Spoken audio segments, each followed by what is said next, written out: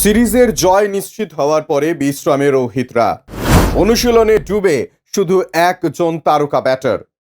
Bharat England চতুর্থ এবং পঞ্চম টেস্টের মাঝে 9 দিনের বিরতি। ভারতীয় দলের ক্রিকেটারদের ছুটি দিয়েছেন কোচ রাহুল দ্রাবিড়।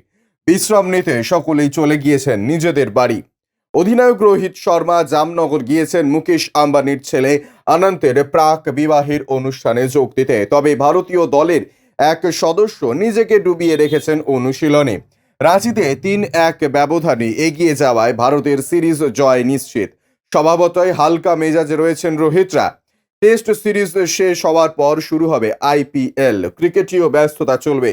তাই ধর্মশালায় পঞ্চম টেস্টের আগে কয়েকটা দিন নিজেদের মতো সময় কাটাচ্ছেন তারা। ব্যতিক্রম একজন, তিনি শুভমন গিল। মোহালির বাড়িতে ফিরেও তিনি প্রতিদিন অনুশীলন করছেন ভারতের ব্যাটিং অর্ডারের 3 নম্বর ব্যাটার। মোহালিতে পাঞ্জাব ক্রিকেট অ্যাসোসিয়েশনের স্টেডিয়ামে নেটে অনুশীলন করছেন শুভমন। ব্যাটিংয়ের পাশাপাশি ফিল্ডিং এবং ফিটনেস ট্রেনিংও করছেন তিনি। তার অনুশীলনে ভিডিও ছড়িয়ে পড়েছে সমাজ মাধ্যমে। কিছুদিন ধরে প্রত্যাশিত ব্যাটিং করতে পারছিলেন না শুভমন। ইংল্যান্ডের বিরুদ্ধে সিরিজের প্রথম 3টে ইনিংসেও রান পাননি। প্রশ্ন উঠতে শুরু করেছিল তার ফর্ম নিয়ে। বিশ্বকাপত্তনমে দ্বিতীয় ইনিংসে 100 রান করে ফর্মে ফিরেছেন শুভমন।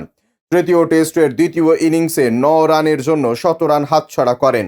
চতুর্থ টেস্টেও তার ব্যাট থেকে এসেছিল অপরাজিত অর্ধ-শতরানের ইনিংস।